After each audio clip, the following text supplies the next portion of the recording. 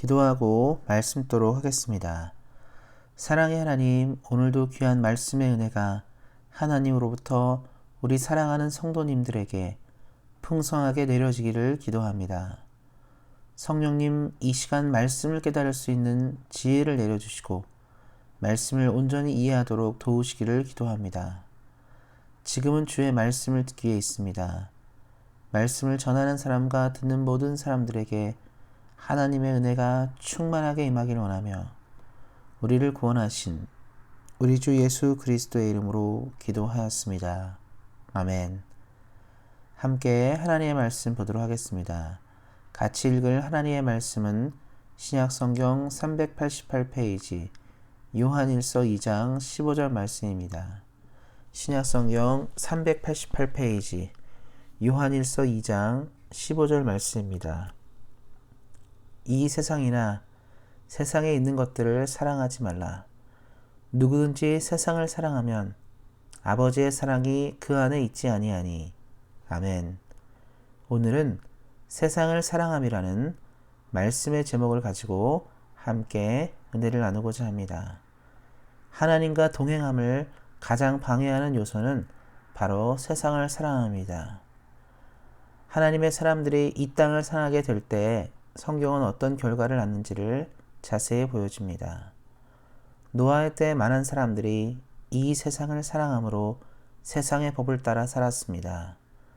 하나님을 향한 마음을 잃어버린 세대를 향해서 하나님은 노아를 통해 누차 경고를 하셨지만 세상에 심취한 사람들은 하나님의 목소리를 듣지 않았습니다. 그 결과 온 세상은 홍수의 심판을 받게 되었습니다.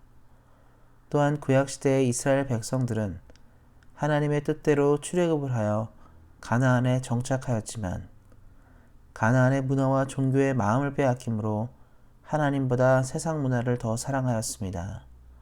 그 결과 이스라엘은 나라를 잃고 다른 나라로 끌려가는 고통을 겪었습니다. 신약시대에도 여러 사람들이 믿음에서 이탈하였음을 보여줍니다. 그 예로 디모데후서 4장 10절을 살펴보면 이렇게 말하고 있습니다. 데마는 이 세상을 사랑하여 나를 버리고 데살로니가로 갔고 바울의 동역자였던 데마는 이 세상을 사랑함으로 믿음에서 이탈하였습니다. 하나님과 함께 걸었던 사람들이 왜 이 땅을 사랑하게 되는 것일까요? 그 이유는 매우 간단합니다. 사탄은 우리들이 하나님과 동행함으로 하나님의 뜻을 성취하는 것을 막고자 하였고 그렇게 실행하였습니다. 사탄은 역사 이래로 인간들을 하나님께 나아가지 못하게 하는 일들을 하였습니다. 사탄은 아담의 때부터 지금까지 우리가 하나님을 사랑하고 동행하는 것을 방해한 존재입니다.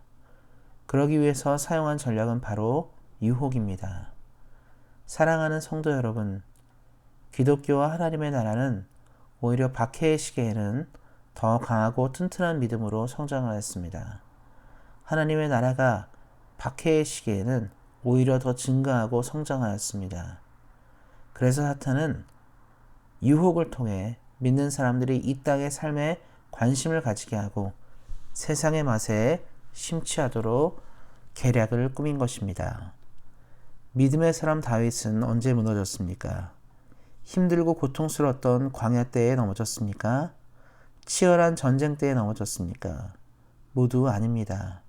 그가 오히려 평안한 궁에 머무를 때 그는 유혹에 빠졌습니다. 바로 세상을 사랑함이 그의 삶을 흔들었기 때문입니다. 다윗같이 위대한 인물도 유혹의 문제를 이기지 못했습니다. 사랑하는 성도 여러분, 그때나 지금이나 사탄의 전략은 동일합니다. 지금도 여전히 사탄은 매혹적인 이 땅의 것들을 통해 우리를 유혹합니다. 우리 안에 하나님보다 더 귀중한 가치는 없습니다. 하지만 사탄은 더 귀중한 것들이 우리에게 있다고 말하고 있습니다. 돈을 하나님보다 더 중요하게 하고 자녀를 하나님보다 더 사랑하게 만듭니다. 그래서 우리는 예배보다 하나님을 섬기는 일보다 더 중요한 일이 있다고 착각하게 만들게 합니다. 대한민국은 입시공화국이라 할 정도로 입시 전쟁이 매우 치열합니다. 좋은 학교를 들어가야 인생이 성공한다고 사람들이 믿기 때문입니다. 이러한 이유로 상당수 많은 신앙을 가진 부모님들이 아이들의 신앙생활보다 학원이나 공부가 학창시절에는 더 중요하다고 여깁니다. 그 결과 한국의 많은 젊은이들을 교회를 떠나는 일이 되었습니다. 부모들이 성공이란 유혹에 빠져 소중한 신앙교육의 기회를 놓쳤기 때문입니다. 그래서 하나님과 동행한다는 것은 세상을 사랑함을 벗어야 합니다. 하나님은 우리 믿는 사람들이 세상의 옷을 벗고 하나님을 섬기는 옷을 입기를 원하십니다. 세상을 사랑하는 사람은 하나님을 같이 섬길 수 없습니다. 하나님은 우리 사랑을 온전히 원하십니다. 반쪽 스타일의 사랑을 원하지 않으십니다. 한번 생각해 보시기 바랍니다.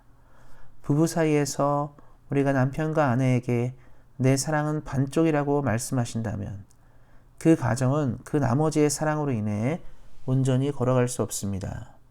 믿음 생활도 이와 같습니다. 우리가 하나님께 저는 반쪽만 하나님의 뜻을 따른다고 하면 어쩌면 하나님의 뜻을 전부 거절하는 것이 될 수도 있음을 기억하시기 바랍니다. 그래서 세상을 사랑하는 사람은 하나님의 뜻대로 하나님의 사람으로 살아갈 수 없습니다. 우리 사랑하는 성도님들이 날마다 하나님과 동행하는 삶을 사시기를 예수님의 이름으로 축원드립니다. 세상의 유혹에 빠지지 않고 하나님보다 더 가치 있는 것을 삶에 두지 않으시기를 다시 한번 예수님의 이름으로 격려드립니다. 하나님과의 동행을 삶의 최우선으로 두시고 우리의 눈을 예수님께로 고정함으로 우리를 유혹하는 사탄의 괴계를 무너뜨려 하나님께 쓰임받는 우리 모든 성도님들 되시기를 예수님의 이름으로 축원드립니다. 기도하겠습니다. 하나님, 우리 모든 사랑하는 성도님들이 세상을 사랑하지 않고 오직 하나님만 사랑하도록 은혜를 부어주시기를 기도합니다. 이 땅을 살아갈 때 날마다 우리의 시선을 붙들어 주시고 유혹에 빠지지 않고 굳건하게 하시기를 기도합니다. 날마다 우리에게 큰 은혜와 능력으로 함께 하실 하나님을 믿으며 우리 주 예수 그리스도의 이름으로 기도하였습니다. 아멘. 함께 기도하는 시간 갖도록 하겠습니다. 특별히 내일 있을 주일 예배를 위해서 특별히 내일 김경진 목사님께서 설교하시는데요.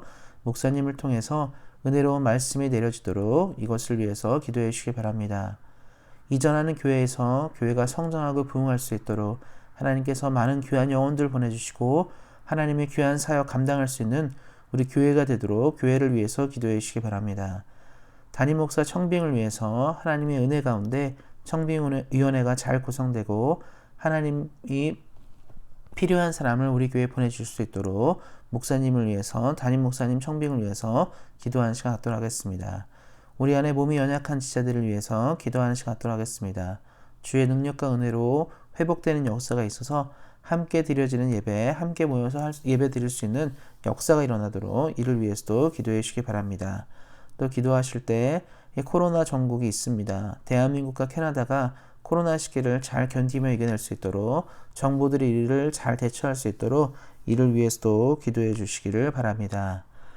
우리 사랑하는 성도님들이 오늘도 세상보다 하나님을 더 사랑하시기를 예수님의 이름으로 격려드립니다. 오늘도 말씀 안에서 은혜 안에서 승리하세요. 주의 사랑으로 사랑합니다.